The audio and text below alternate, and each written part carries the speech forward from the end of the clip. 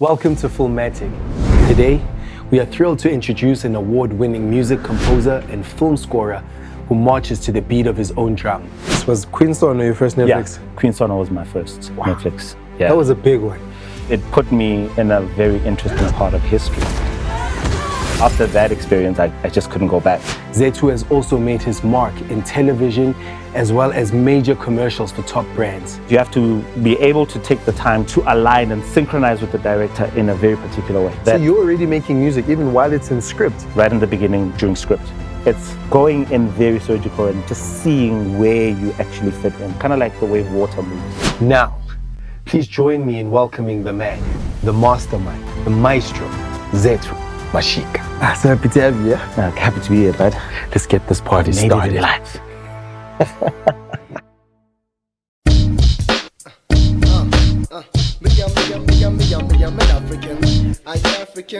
I'm an African. Everybody's an African. Feels good, right? Feels good. Feels good. Feels good. It feels good every day when every African turns and shines my way. All my brothers from Zaire, Ethiopia, Uganda, and Zimbabwe. It feels good every day when every African turns and shines my way. All my brothers from Zaire, Ethiopia, Uganda, and Zimbabwe.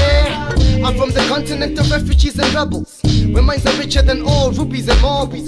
Life at its best, view it from all angles. No longer do we wear shackles, but life's bangles. AIDS increases, the poverty's in levels, where flowers blossom every day in hard grovel. Traditional acts just brings out the marvel in every African's heart filled with sorrow. Wait for tomorrow, but the road remains narrow. African minds sharp like bow and arrow. We're aiming for higher places, man, I tell you. Communication through rhythms until I see you. Welcome to Filmatic, where we dive into the stories of the most innovative minds in the film industry. Today, we are thrilled to introduce an award-winning music composer who marches to the beat of his own drum. His name is Zethu Mashika. Born and raised in Benoni, Johannesburg, Zethu's dedication to the craft led him to immerse himself in music, which led to him eventually scoring his first feature film, Scaife, in 2011. His work on a film called Zama Zama earned him Best Original Score nomination at the South African Film and Television Awards, and he has since gone on to win a number of prestigious awards. With an impressive portfolio that includes The Forgiven, Lost Ones Out, and the KIF award-winning movie Hear Me Move, Zethu has also made his mark in television in shows like Housekeepers and The Herd, as well as major commercials for top brands.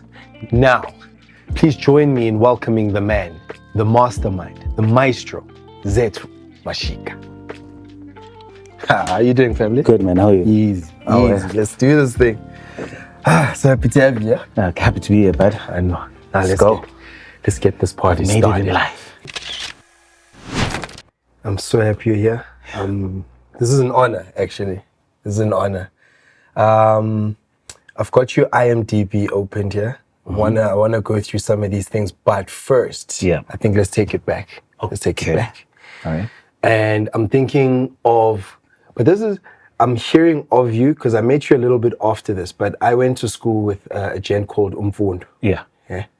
And from my understanding, Umfundo used you in his score of his graduation film. Yes. Let's go that far back because this was a while ago. Yeah, that was what, 2009? Yes. Yeah, that was literally the first thing I ever scored. What was happening? How did he even come to you, and how did you convince him that, you know what, I can do this? I called a friend of mine, his name is Fidel. Okay. And it was Friday. It was a Friday night, and I wanted to know what Fidel was doing for the night, for like if we were going to go drinking or whatever. And then he said, actually, we're in studio. Do you actually want to score a film? Because I'm kind of struggling with it a bit. And I'm like, sure, let me come through.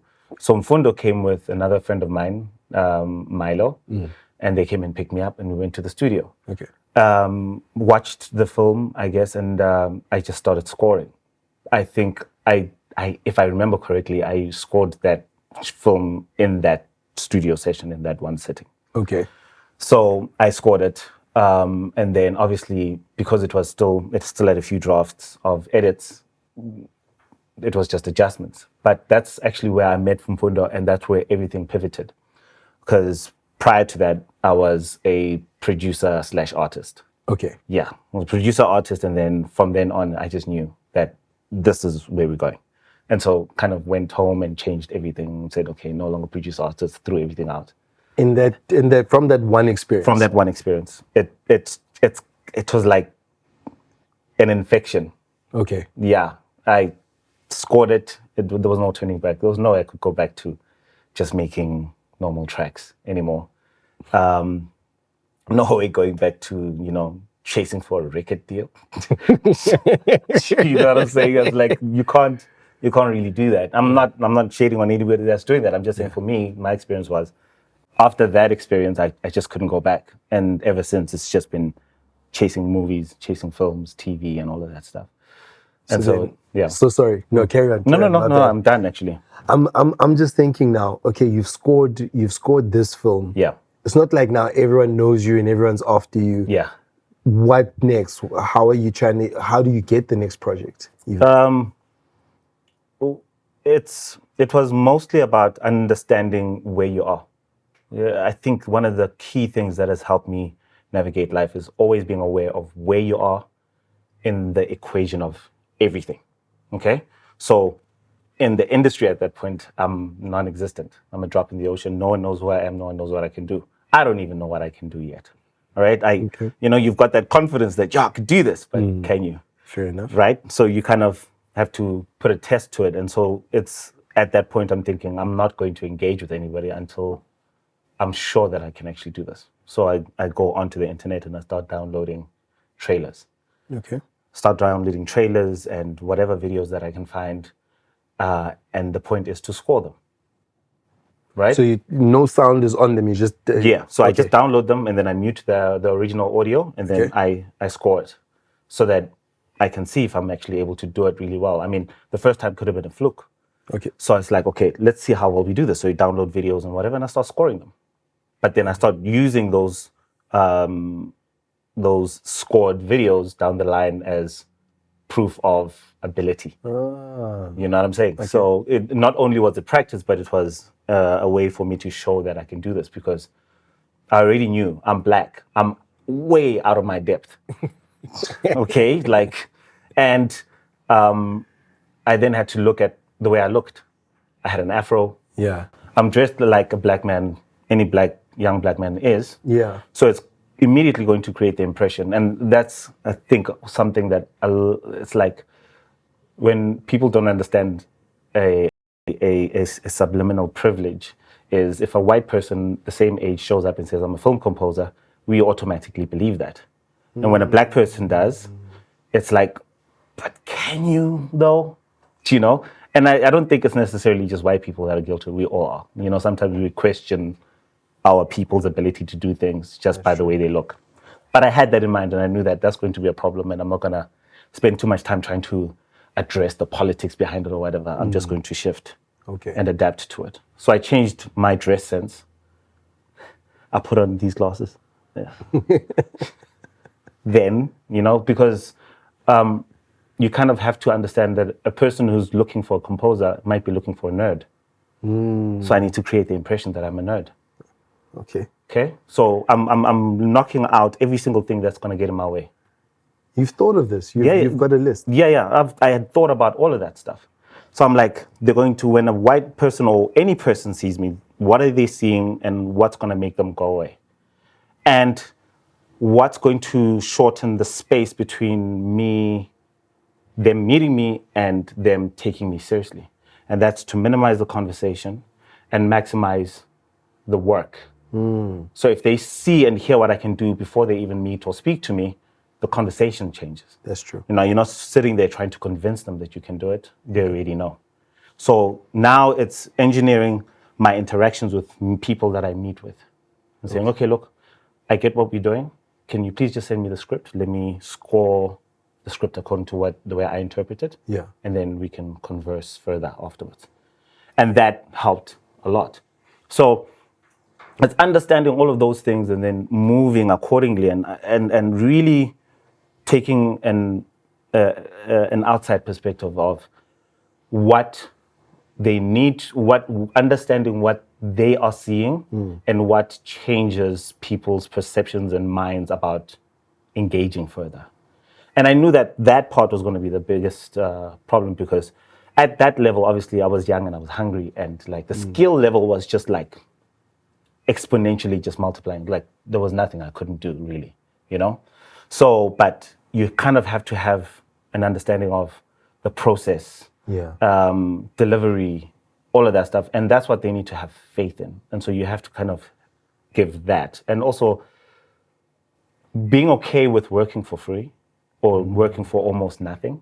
Because as a person who's new, you can't burden the person who's putting you on with finances when they're not actually sure if they can actually trust you with the process, because time moves on. So you give me a month to score something, a draft of something, that's a month you'll never get back if you don't like what you're hearing. That's true. Then you can't lose money on top of that. Do you understand? So you kind of have to be like, look, I'll do it. Doesn't matter. Let me get my first film in. I hear you. I got my first film in. I got the... Did you get paid at all even for that first film? Yes. Well, in relative to today, you know, you know what I'm saying? But it was minuscule. I hear you. All right. There was definitely a payment, but it was minuscule in comparison. So Zama Zama actually came first. I won Zama Zama as my first film first, but I won it when they were still in pre-production. Okay. So they still had time to go before they actually shot and actually did post. Then after winning Zama Zama, getting Zama Zama, the guys at Scape had already shot, so they came through. Oh. Do you understand? I get you. Yes, and then they came through, and then I ended up scoring that first because that was already in post. Man, those are my boys, man. That's Yeah, Scape. man. Those are my guys there. Like we were all like doing, actually it felt like it kind of, even though some of them had already gone to film school and stuff, it felt like we were all just doing film school for like practical of a film school, because it was like a first for everything. And I was fortunate to work with Jim Petrak. Jim Petrak is easily South Africa's, may his soul rest in peace. He was South Africa's best, finest sound design, sound final mixer, everything, like post. He was the finest. And I got to work with him on my first movie. Oh, wow. And you can't imagine the amount of lessons that come with that. We're sitting there. Obviously, now, when we're doing SCAFE, we are also offering things that we're not doing to make the process easier, but also just to do as much as we can. It's me and Milo at this time. So we got to work with Jim. So because the audio, the entire audio of the film was scrapped. Okay, whoever was recording sound on set, no shade, but we had to scrap everything. So basically we got a video file with nothing on it and the script. Obviously there was audio, but it was horrible. So that was like just a reference, and we had to do the ADR of every single thing. Everything. So it was the ADR and the sound and everything. The entire audio pack. But now I'm a composer. The guy I'm working with, he's like my score mixer in a way. But we're now putting hands in. So we did the ADR recording. Oh, wow. So that's where I met Abu Samu and whoever was acting on there and whatnot. So we were assisting with that with a very, very, very, very tight deadline of like a couple of weeks. We have to record everything, the entire films, the dialogue. I have to score the film, and we're traveling at 3 a.m. to and from Bryanston to go to Jim's place to go deliver stuff, and it was, and I think even at that time, like internet wasn't quite accessible. No, Escape came out. Yeah, no, it wasn't quite like it's not something we could like just say we're gonna email or send. It was, I take it to you must take it. Wow. In a bag. Get on a horse. You know what I'm saying? Like you had to take it there, and then when you get there, they deliver it, and now they're processing it, and now we're sticking around, and you know, we're learning, we're seeing, and all of that stuff. So it kind of was like a major boot camp. And it was there where I'm like, I also started asking questions about composition and his interaction with composers, and what he needs from them. So there was like a very dense pack of information, kind of like a dense pill of nutrients, right? that was that. I think I learned more there than anywhere else. Oh, I did learn a lot with Roland Joffe. What happened on Roland Joffe? Roland Joffe is I think it's either he's Oscar nominated or Oscar winning director from the US. And that process, Yeah. that was like now the university. That Jim was like foundational. Yeah. The other one was like university. I learned that was like backbreaking. How do you guys link up? What happened there? They reached out to me Okay. in the morning. So when you get calls in the morning and you're sleeping and it looks important, Yeah. right? A really long number, yeah. Sometimes the number is 021, it's Cape Town. I don't know anybody in Cape Town, but whoever's calling me from Cape Town, So the phone rings. Hello? You have to sound like you're awake. You can't sound like you're sleeping. Because it's just, they shy back. They pull back when you answer the phone and somebody sounds like they're sleeping. They're like, oh, did I wake you up? Oh, I'm sorry. Should I call you again later? And they might not call back later, Okay. And so I answer the phone and it's the post-production guys from The Forgiven. Yeah. And they say, we've heard about you. We like your work. Would you like to score a film that stars Forrest Whitaker and Eric Bana? I mean, fuck yeah. Can I say fuck? Of course you do. Okay. Fuck yeah. Your kid's gonna watch one day. You must watch it. You must. That's how I get The Forgiven, and we start working. And fortunately, he's in the country. Obviously, they shot here, but he's still here, and we're in post, and they do post here. Normally, US directors of films take their stuff and they do post in the US. Okay. This time around, they did everything this side. And so therefore they wanted a local composer and all of that stuff. And he then comes and sees me in the studio and we sit and we go through the film and stuff. And the things that you learn in that process is completely, because you've got an Oscar director sitting right there and showing you things about film that you've never even been able to comprehend. You thought you knew film until you sit with that kind of person who shows you things and changes your lens in how you watch and how you interact with film. Oh, wow. In The Forgiven, he kept referencing a boa constrictor. That's a snake. Okay. Right? And he let me watch it, and then I'm just relaying what I'm seeing, and then he says, well, the way the guys move is like they're a snake and it's a boa constrictor. So this guy is the prey, and you can see him move from there, and he comes around and he comes to this. But it's a multi-layered metaphor. Yeah. It's not just in the way that he's moving around the guy; it's also in the things that he's saying. So the things that he's saying is kind of locking him into a certain place. When you're directing a conversation, and you lock a person into and direct them, and you end up leading them to where you want them to go. So you force you locking them in. Also, so you like this. Also, that means that you're also this. But that's not what he was trying to say. But you've got him in the corner until eventually you eat him up, right? So when you see all of those mechanics, and understand how those different elements tells the story to an observer, it changes your audience view as a watcher. Now you become an active watcher versus a passive watcher. You're not just watching and just taking everything in. You're watching and trying to understand what the director's saying. And you start to have a certain level of depth interaction with the film. But it also teaches you how to have a level of depth as a composer as to where you fit into that mix, right? The ups and downs of that situation is you learn a lot and you become better. Yeah. But you also become a snob. You can't just watch anything anymore.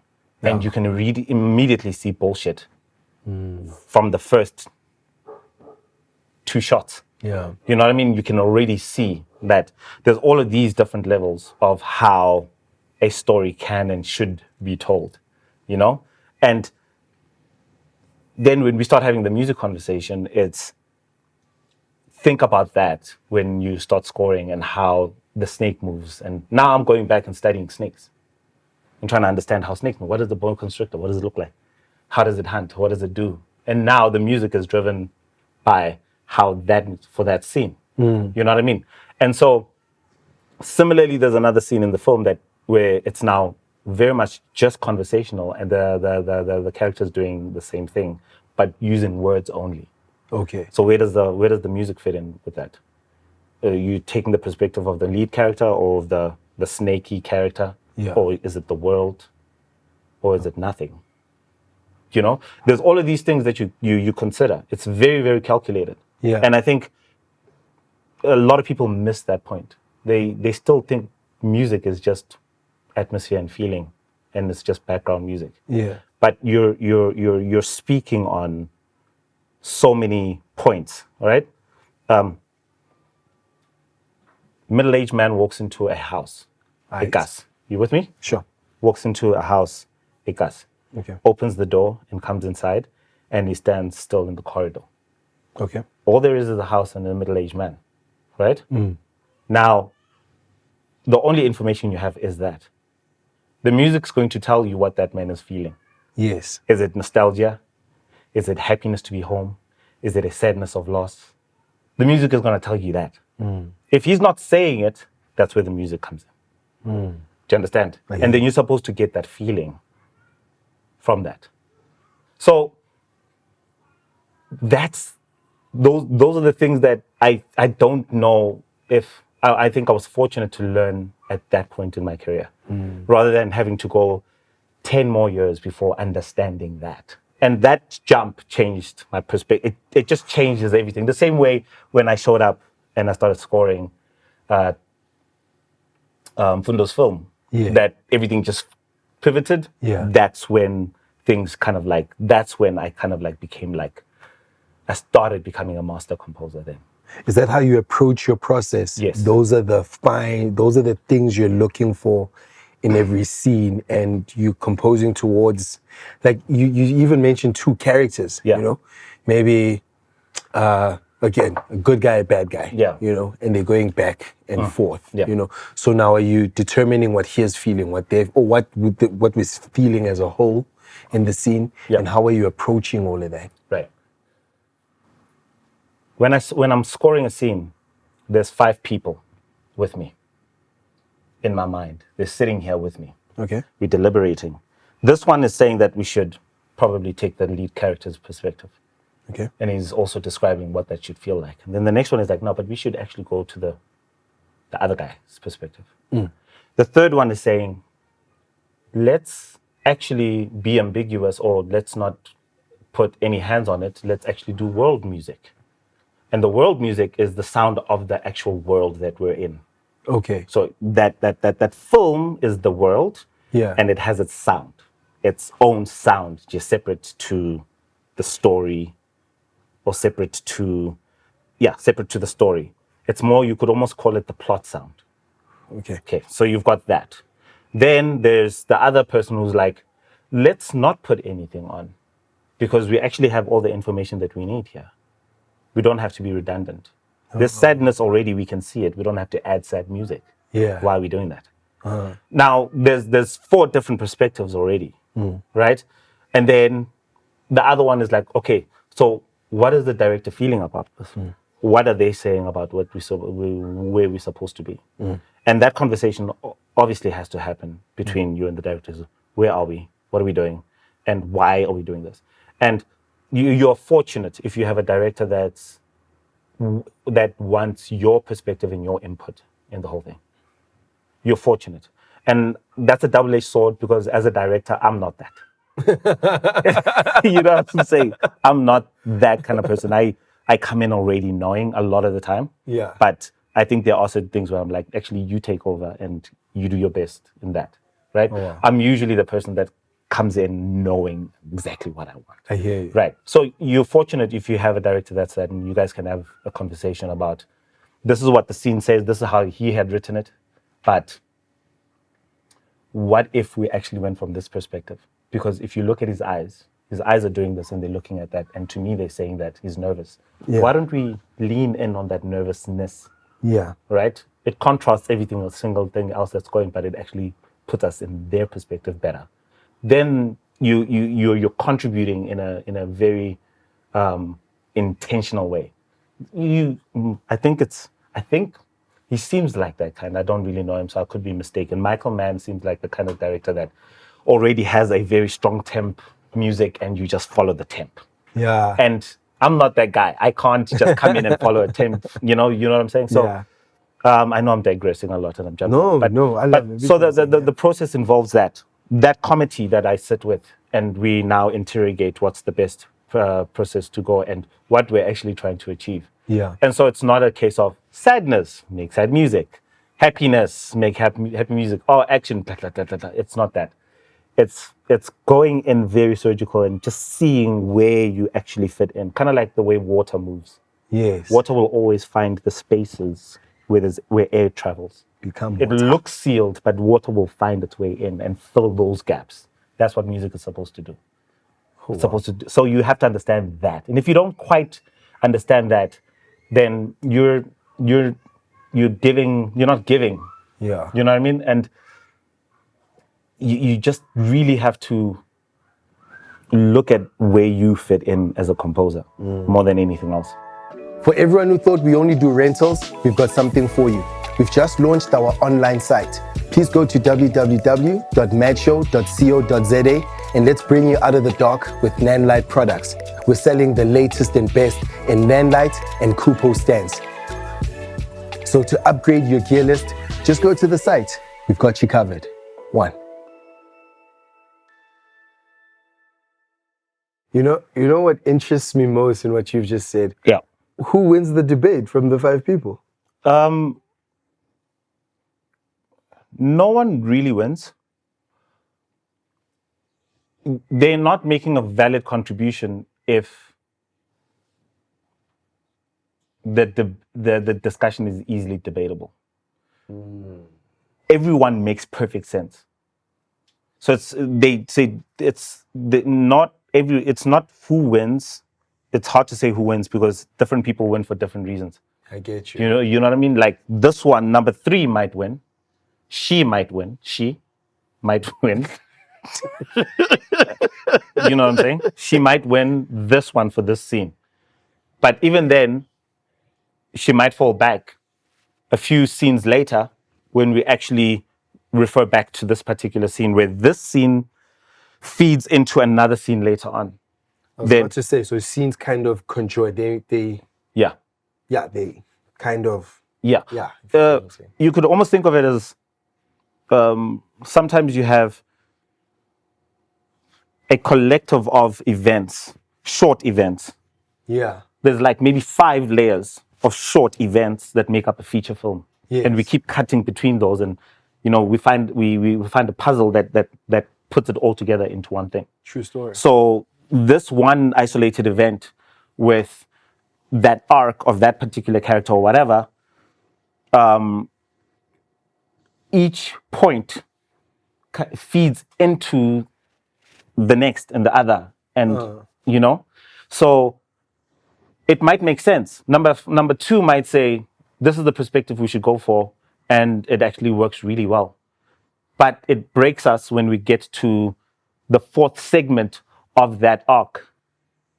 And now we have to come back and say, let's reinterpret this so that we're not giving away, we're not foreshadowing what's happening that side. Yeah. Because if we start foreshadowing, now the audience is automatically knowing exactly where we're going.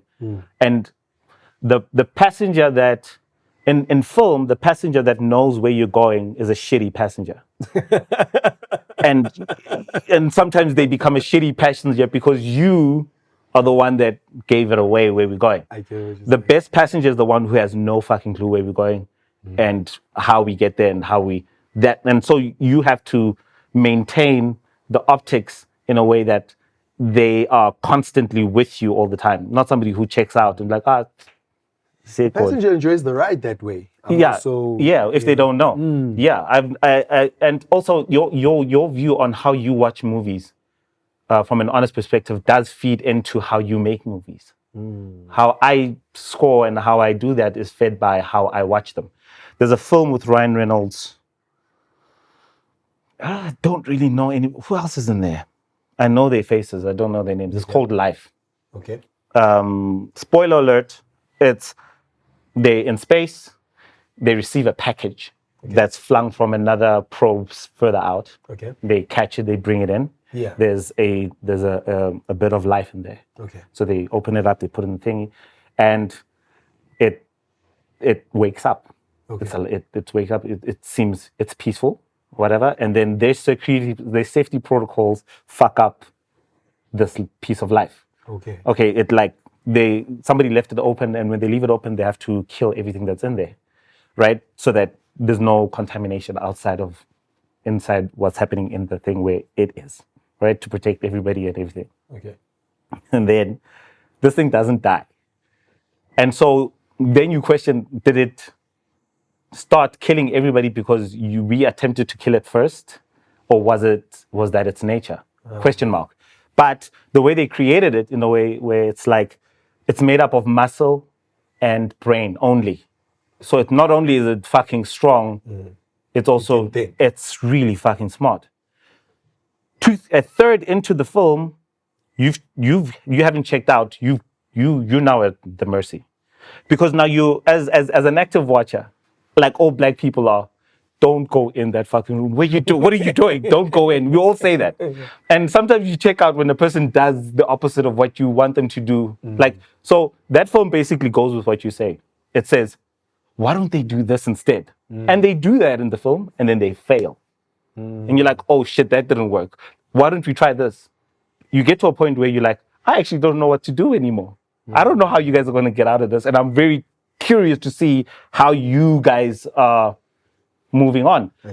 That for me is exceptional, and it's extremely powerful writing, where now you're at the mercy of the writer. It's like, I'm so smart as a writer that I can make you not know or think and have the inability to have a plan or a solution for the problem that is being faced in the film.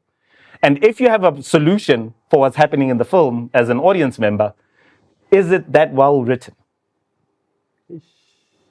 Is it really that well written? What's the difference between me and the writer and the director? Which is why Nolan's films, by far the greatest things to ever happen. And, you know, I'm at the mercy now. I'm like, I really want to see. And I feel like after watching this, I'll become a smarter person, and it will change me as an individual, as an experience. You know, that's what, I don't even know how I got here. How did we get to this part? Oh man! Who won the conversation? Yes, who won the conversation? It's you. You can see. I think I should have just asked who do you lean more towards? I think. Five. Exactly. So yes, I see. There's the 5 segments. How one feeds into the other. It depends on what happens, because yes, you're trying to avoid making a shitty passenger. Yes. Right. Okay, we're back. So again, how I got to life was, they made sure that I was the perfect passenger, because I didn't know how it was going to go. And every single thing was just perfectly aligned in a way that I didn't know where we're going and how we're going to get there, you know?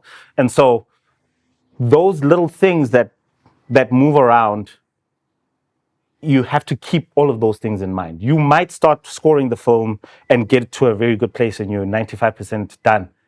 And then you watch it again and you realize that, this is where we lose it, because this is where the perspective that we did here was incorrect. So you have to go back, remove that music, and rescore it in a way that allows you to fulfill each objective.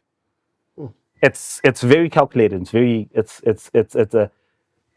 a very hard and well thought out process. You don't just put music that just fits. And that's where we go wrong, especially here, is that we're so timid to let the composer really add that level of depth to your film, that we just want something that works.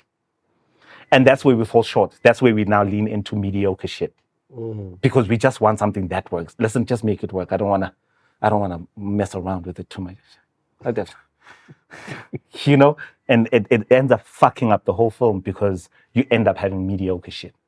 If you don't really know much about music and how it works, give in to the process and let the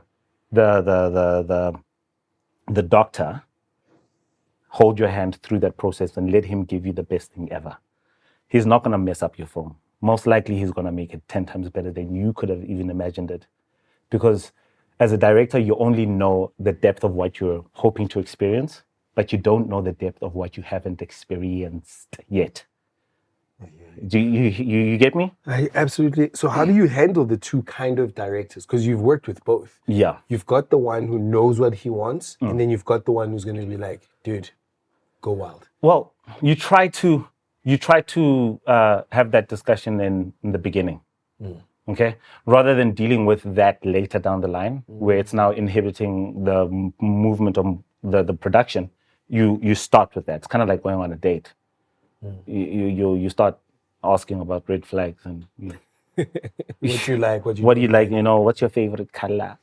But I get it in very early and I say, look, there are two directors. Which one are you? I'll tell you which composer I am before we even engage on anything, so that you know that if you are okay with this process, we move forward. We are both happy with what we're going to be doing, rather than trying to force Timberland to give you a Neptune's beat. That's not who he is, and that's not what he does. You know what I'm saying? So yes, there was parts where I'd end up in a situation where now I'm dealing with that kind of situation. But now it's a case of having those conversations early. So that's what experience teaches you, is that with every film, you make adjustments. Yeah. You learn what worked and what didn't, and you make adjustments. And eventually you get to a point where you start moving in a certain way to avoid future problems, So everything you do is an original score. You don't redo, like take music that you've used before and put it on like another project again, or how does it work? There are certain instances where music was made and it didn't go where it was supposed to go, right? Maybe the film fell through or whatever, but the music is still there. Sometimes that can come in to a new film, especially if it fits. Music is music, and if it fits and it works and it actually fits perfectly into the world, you could do that. Most of the stuff is actually original, but sometimes you have things that inspired you. There are times when you're just sitting and you're just making music. Okay. All right? You're inspired by whatever. And it's just there. And then a film comes where it's like, oh shit, this is actually the same world. This is actually what this works with. And then you take it and then you adjust it to that and you start building themes further outside of that. I think that was very similar to Justice Served. There was a piece of music I had written that I wanted to revisit. And that was a perfect piece that described the lead character of my clone. It fit so perfectly that it felt like my mind made it for that and banked it. But most of the time you try not to go back. You try to look forward in terms of what you haven't done.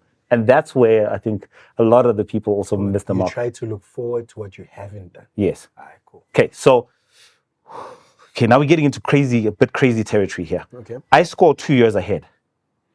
I go to that place where the movie's playing in cinema, and I sit and I watch the movie. Okay. Are you with me? Yeah. Okay. All right. So I go to the place where the movie is now playing in cinema. Yeah. Or playing on TV. Okay. All right? Yeah. I see it and I hear it. Yeah. Then I come back and I make what I've heard. Wow. Yes. Okay. So you project it and you say, in 2 years' time, when we're watching this film, what does it sound like? And does whatever you've made there, is it something you've done before? Sure. Okay. And if you go to the future and you hear something you've done before, go have some coffee. Go do other things for a minute and then come back and watch the movie again. Yeah. And whatever you hear there, you have to make sure that whatever you're hearing is something that you haven't done before. Something that nobody would be able to look back and say, that's Zethu's work. It must be impossible to say that that's Zethu's work. Because if somebody's able to go back and say, that must be Zethu, then maybe you've gotten comfortable in your creative journey. And now the stuff's starting to sound the same. It's like, that must be. If somebody's able to point out your work, they should only be able to point it out in how amazing it is, not in how it sounds. I shouldn't, a Timberland beat, for example, you hear it a mile away. That's Timberland. Yeah. I'm not saying that you're creatively declined. I'm saying what keeps you going is the search for something that people haven't heard before, something you haven't heard before. And the process should take a very long time to do. Sure. It shouldn't be quick. It should never be, hey, we're getting in, quick turnaround, let's do this movie. That's factory work.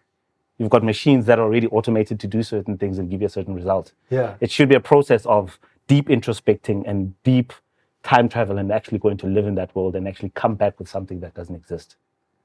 That's why it takes so long. That's why you'll have 17 drafts of the same scene and you keep throwing things out.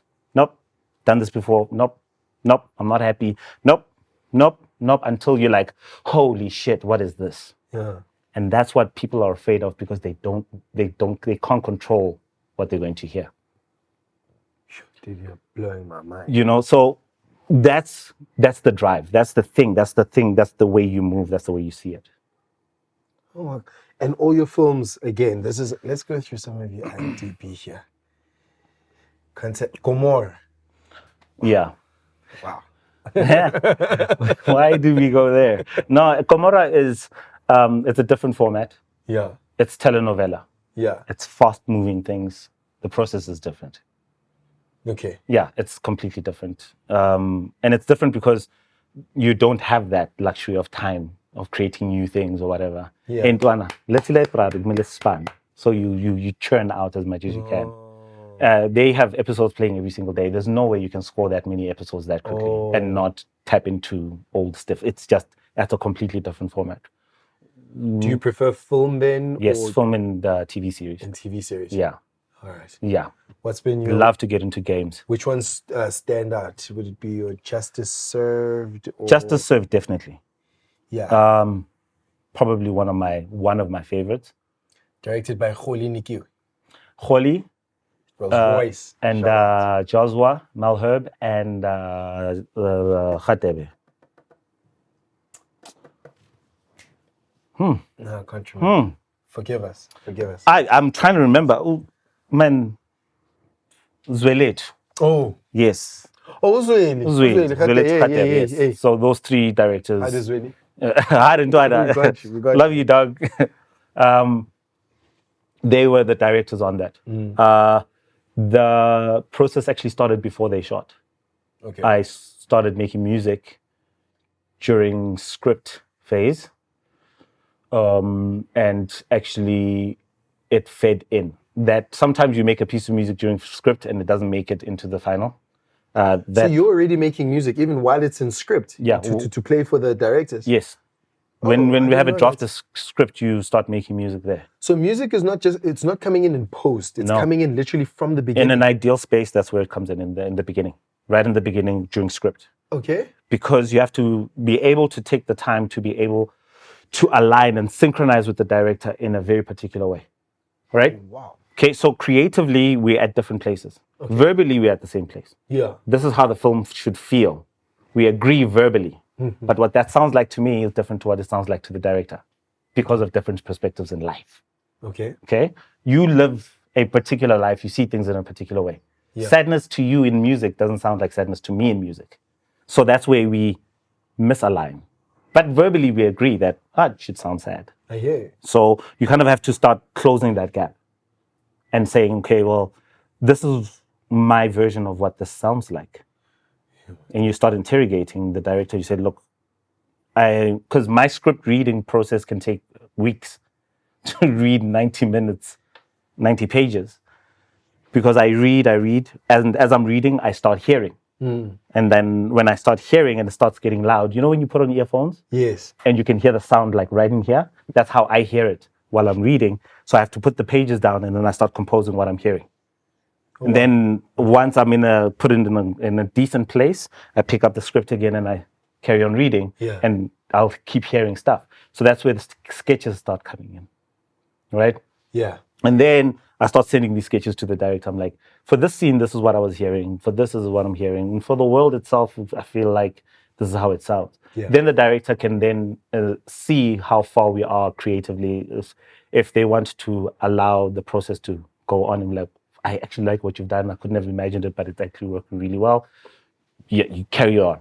Then we're aligned. But when they're like, this doesn't quite feel like what I've made. It doesn't quite feel like it fits into the world. Then we reinterrogate and we start really going in. And then it's like, okay, so what does it sound like to you? And then they'll say, no, it sounds a bit like this and a bit like this and like this. And then we then decide, do we go in that direction and then reinterpret what that sounds like?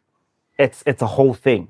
But the sooner you start, the sooner you get, the easier it is to get, you use the time to do that back and forth process. Yeah. Because when you start doing it in post, deadlines are now in. There's really not that much time to now do the back and forth. And so everything becomes a bit rushed. So the sooner you start doing script and you guys are like aligned, that's when I can rest easy knowing that whatever I'm going to pick up in post, I know I've got a starting point and I can just start picking up from here and then moving forward from there. So and people just don't get how deep that process is. But again, not everybody has the same method that I have. You know, people have their own different methods of scoring, I guess. I was blown away. For me, I honestly thought it starts and ends in post. But now with Justice Served, as you were saying, so what did they want? How did that go about? Justice Served worked out well because it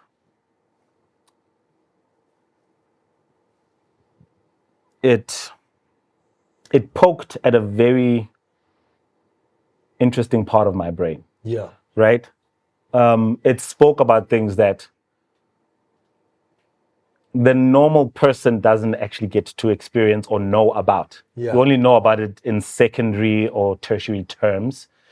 Like, it speaks about a Black secret society that exists throughout Africa, and they influence politics in certain ways. We can only imagine something like that. I don't know if there is any Black secret societies, but if there is, they must be really doing an amazing job because we don't know about them. Well, okay, then you know what I mean? But it spoke about a Black secret society and how it influences, and then it also goes into the past, into apartheid, and how these parts. It's a well written series. It's so fucking well done. Like, I think. Yeah, for me, it's one of my favorite projects, and how everything ties together and how everybody has their own objective and how there isn't actually anybody. At the end of the series, no one is good. No one. Even the lead character is fucked up in his own kind of way. And like everybody. And so all of these, like, it's a very deep puzzle that kind of how everything ties into, oh man, it's so well done. Like, I really wish people would watch it again from that perspective and understanding how things come together and not passively watching like, yo, Lentim Nandi, yo, like, you know, like just watching to be entertained. But if you engage with every single thing, it's like an active watch. It's a very much an active watch. I hear you. Yeah, it's very much an active watch. This wasn't your first Netflix. Was Queen Sona your first Netflix? Yeah, Queen Sona was my first Netflix. Yeah, that was a big one. It was. Well, it was big for me because it put me in a very interesting part of history, being the first African composer to score a Netflix original. Yeah. In Africa, to score an African Netflix original. Yeah. Yeah, not first. Yeah, no, I get you. Yeah, so it's that kind of. It's something that I'm extremely proud of, and it felt like I kind of manifested it because I really wanted it, and I was like, it will happen, and they reached out. You'd been wanting a Netflix ever since Netflix was Netflix. You know, been wanting, but you know, when they came this side, they kind of like opened up those gates, and life has been amazing since. Oh my gosh, I want to see. So, what's been your favorite project? So, no, not favorite. Which projects stand out for you so far? Now you're making me choose, and everyone who's watching is going to be like, no, okay. Not even. I'm just wondering, Uguti. Okay, cool. Like, okay. Let's not go through. Let's talk about happiness. Happiness. Did you score both of them? No. Just the second one. Just the second one. Yeah. Okay. What was that experience like, Mr. Tabang? It was dope. It was pretty straightforward. It was fun because they give you space. Okay. It's always better when they give you space and say, you interpret it, you do it the way you like. Yes, they come in and make changes, but the projects that you're going to get the most out of your composer from are the ones that he owns. And owns in terms of like, bro, you do it. Make this your film and do it the way you would want to see it. Because ultimately, I think this is a controversial statement, and I get the sense that people don't like this statement, especially people who, let me not even describe that, but like the most honest thing you can do creatively is to do something for yourself. Right? So not like, when they say a DJ must play for the crowd, not like that. If you're a DJ, you'd be playing For what yourself. you like. Yes. Okay. And the reason I say that is you exist in two planes. You are an audience member and you're also a magician. And in order for you to really do amazing magic, you need to be blown away by that magic. True. If you're not blown away by it, then is it mind blasting? Is it really, do you know what I mean? Is it really exceptional? If you're not blown away by it, is it exceptional? As an audience member, when you watch it, are you like, wow? You'll always do for yourself more than you'll do for other people. And that's where you get the most dense version of a creative output that you can actually do. When you know that I'm fucking mind blown up by this. I don't think, I would never encourage anybody to do for the audience. Unfortunately, the audience doesn't really know as much as they think they know. They don't know what they want until you show them. I didn't know I wanted the Matrix and needed the Matrix. And somebody had to go out and create something I don't know. And so following the audience is not always a smart thing to do because the audience doesn't know.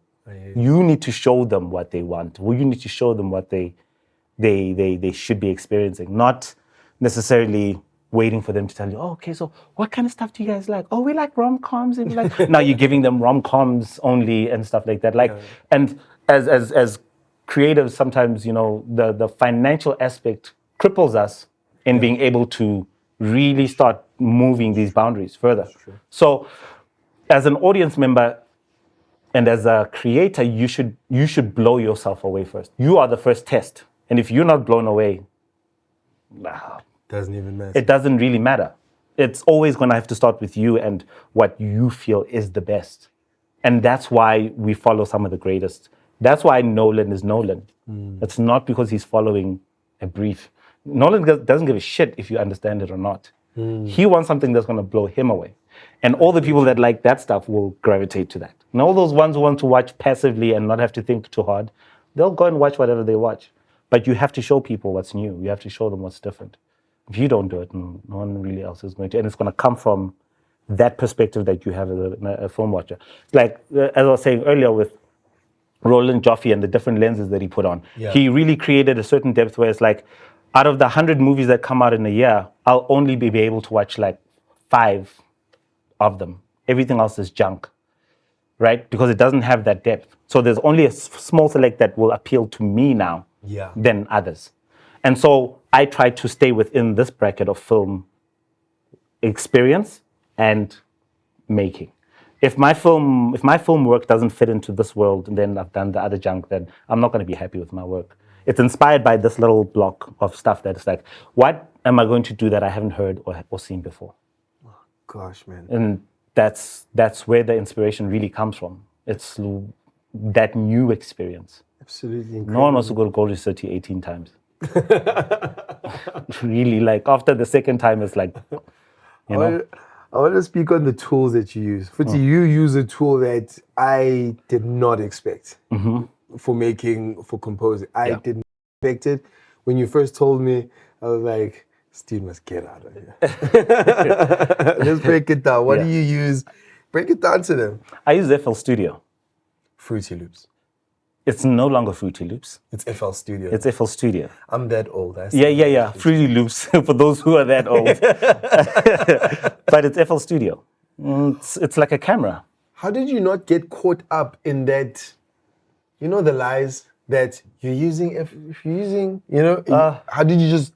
I'm doing this, whatever. It's easier to not get caught up in it when the people you're talking to suck. You can't tell me shit about what you're using if you're not using it well. You suck at what you're using if the tool is more important than your creative ability. You suck. So most of the people that were like, no, this is the better thing. Most of the time when they speak like that, they're not as, even all camera guys will tell you, it's not really, the camera, we're at that place where now cameras are almost equal. But can you do some exceptional shit? Yeah. And it's the same principle, So it was easy not to get caught into that because I knew I was making exceptional shit regardless of what I was using. To this day. To this day. To this day. Yeah, to this day, it's using FL Studio. It doesn't. It's no longer. That's no longer an issue. It's workflow. How do I get to where I need to get to? That's all I care about. I don't give a shit about anything else. It's like even the boomers with their analog gear. This has to be analog because analog sound. I don't give a shit, bro. Like most 90% of people can't hear the difference. It's not really about that. It's like it's impractical to use an SSL desk today as a composer. Now when you have to recall, you can't recall because you have to now go and turn every... It doesn't make any sense. The gear you use doesn't matter anymore. It's now just what are you doing with it? It never really matters. Do you have good quality sounds? Yes. Do you have a working DAW, whatever it is? Yeah. Sharp, let's go. Yes. And you don't mix your stuff. Do you send it to someone to mix? Yes. Send it to a friend of mine. This guy is in the UK. The guy who mixes for you is in the UK? Yes.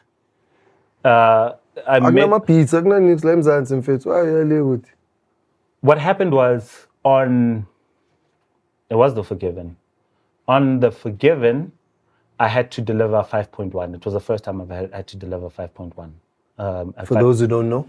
5.1 is a format. You've got stereo, 2 speakers, and then 5.1 is 5 speakers and 1 sub, 5.1. The one. So the surround sound. Surround sound, yes. Yeah. So my mixes had to come in the 5.1 format. And even the way you're doing the sound, you have to score, keeping in mind that you're doing 5. No. The scoring process and the creative process has got nothing to do with 5.1. Okay, it's just make the music. They take the music and then they put appropriate sounds and effects in certain parts of the room in a way that it's best experience for 5.1. I don't compose in 5.1. There are composers who compose in 5.1. Okay. And I don't bother with that. It's a technical thing that I don't think should ever get in the process of. I get you. So I had to deliver 5.1. And I didn't know anyone locally, so I reached out to a friend. The people I reached out to actually, fortunately, put me in touch with Rich. Okay. And Rich was amazing. And till this day, me and Rich still speak on Facebook only. Like, we've got each other's numbers. But when I want to speak to Rich, I go to Facebook and I text him on Facebook. I've never met him. Since The Forgiven? Since The Forgiven. And with every project that we've done together, we speak via Facebook. And and it's weird to have that kind of relationship and trust with somebody whose face you've never seen in real, like we've never sat in the same room.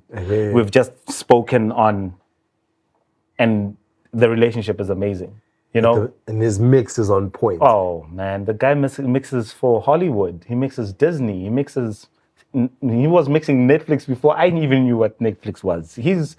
Oh my God. He's a G, bro. He has monitors that he had custom made. He doesn't have a brand like Focal.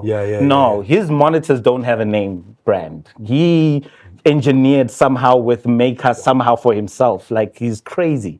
So what made it perfect for him is that he understood all the formats.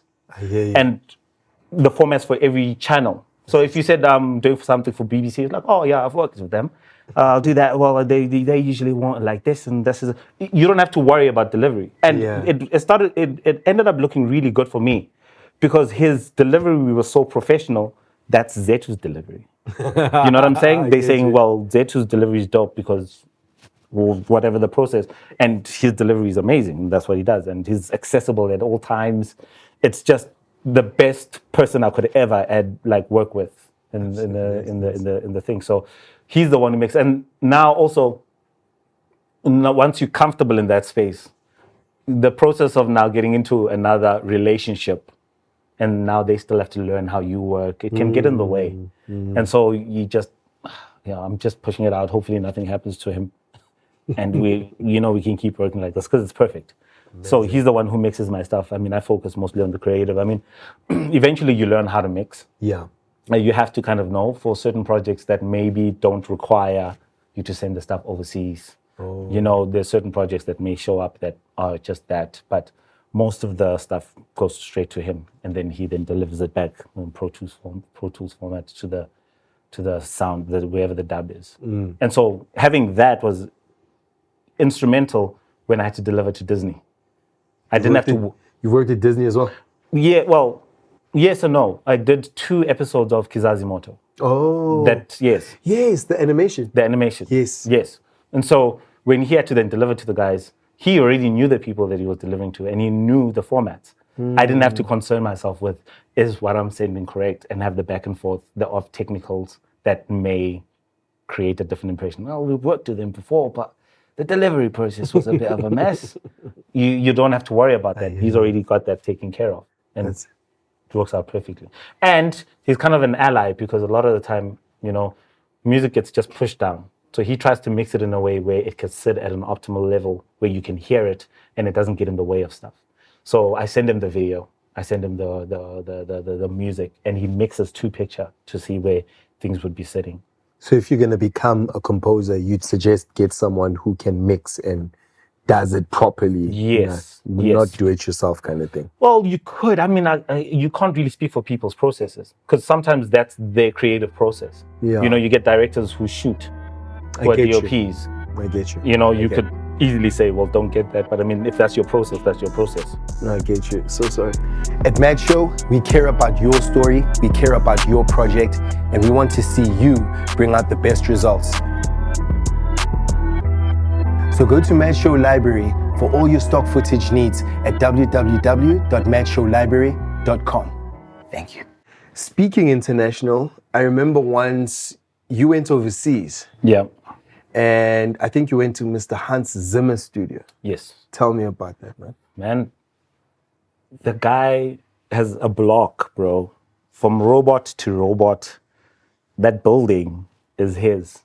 And it's filled with studios. How big are we imagining? If I remember correctly, it was maybe about 100 meters. Okay. From that intersection to the next one, I think. Yeah. If I remember correctly. Yeah.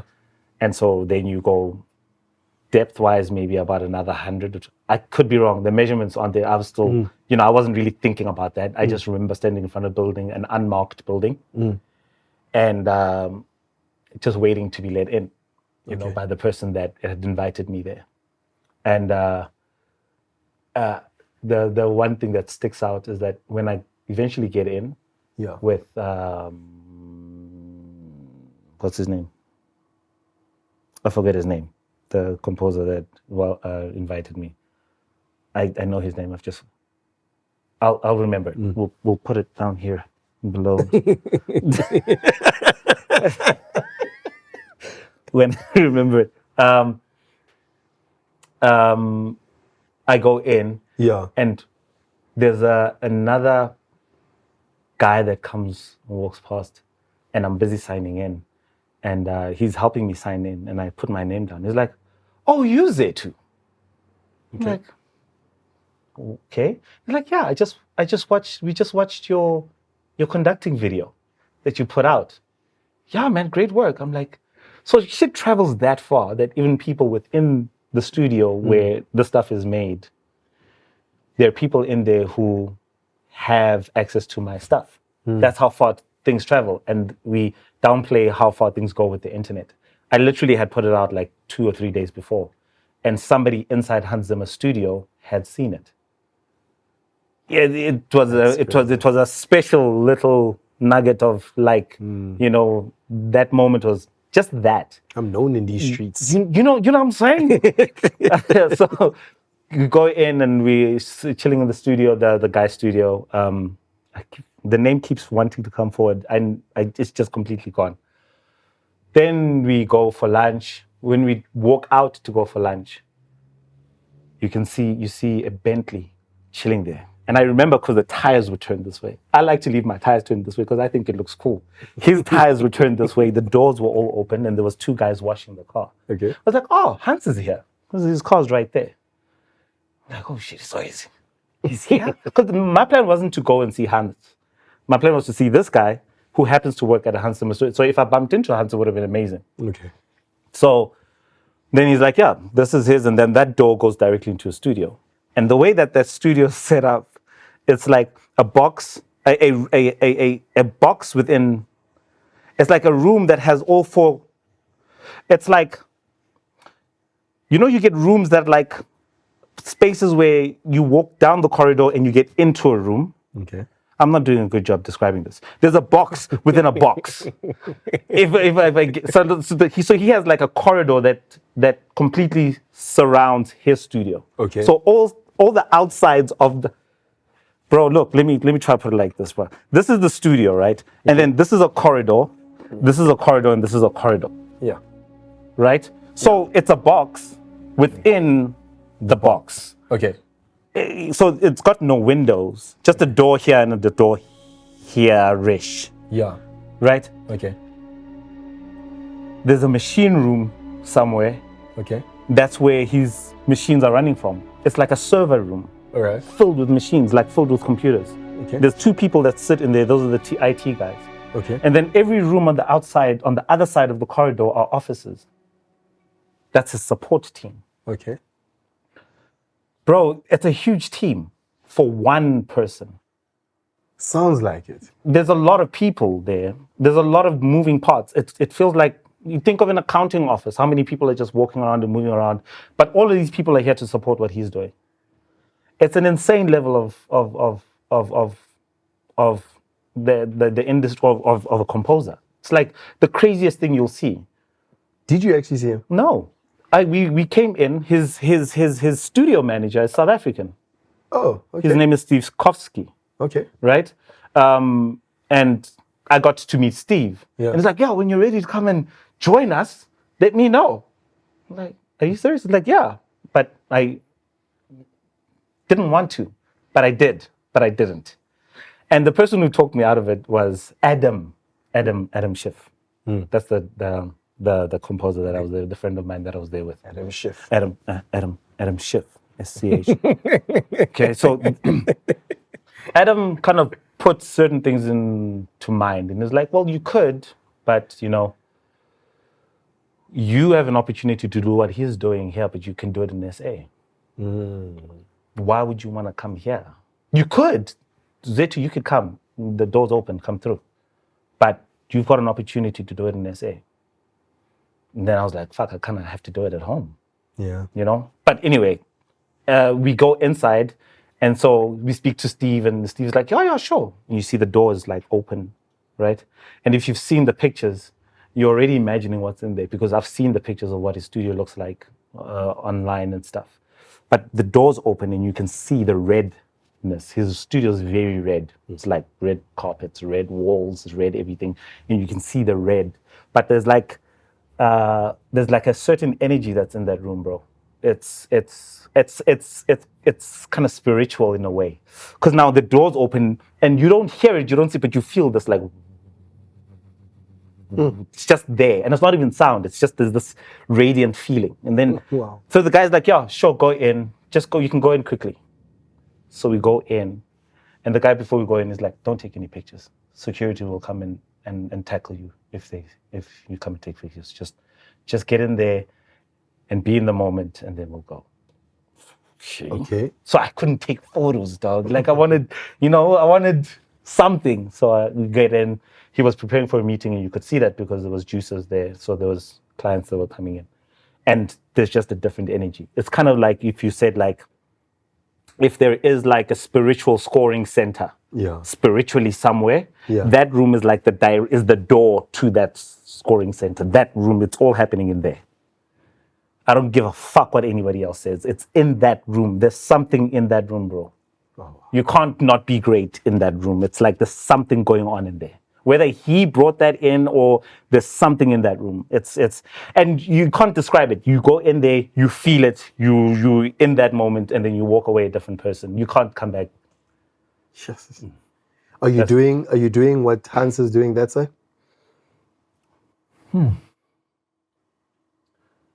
Slowly. I think there's some time to go. Okay. Certain things kind of need to be adjusted industrially, I think. Okay.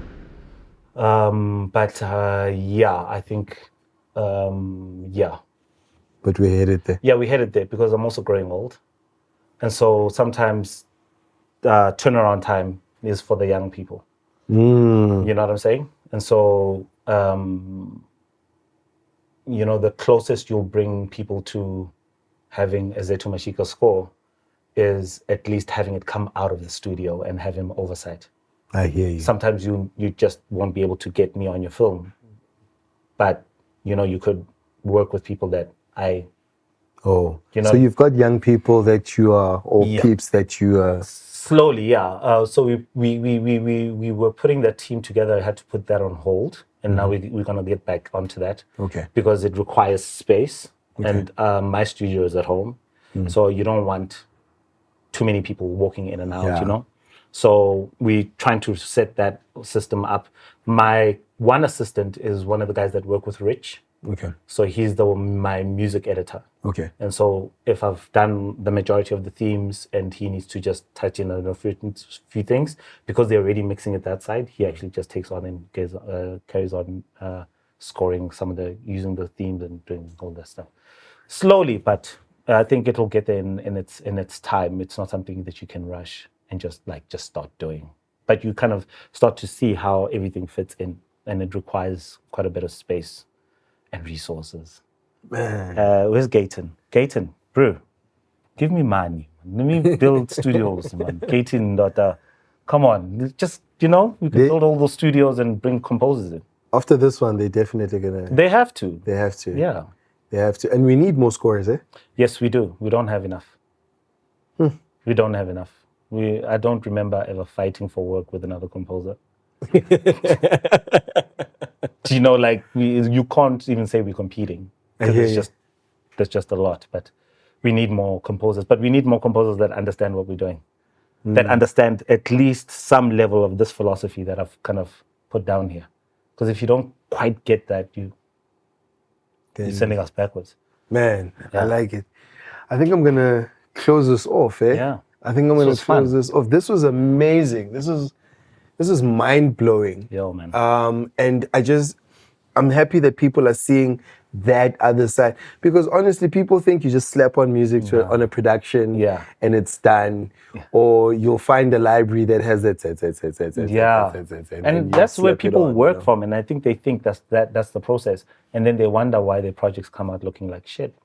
Man, I'm just glad that you're here that you cleared that up. Also, just shed some light on this thing. I've also learned something about composing that I did not know at all. Yeah.